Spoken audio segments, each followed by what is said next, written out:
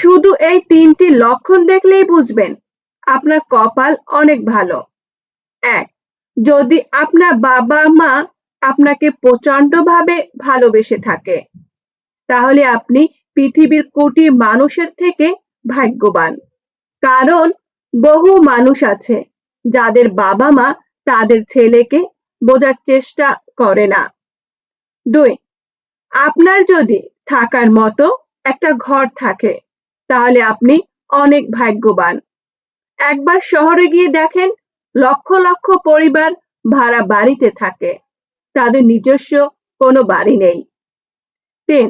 আপনাকে প্রচন্ডভাবে ভালোবাসার মতো যদি একজন স্ত্রী থাকে, তাহলে আপনি অনেক ভাগ্যবান।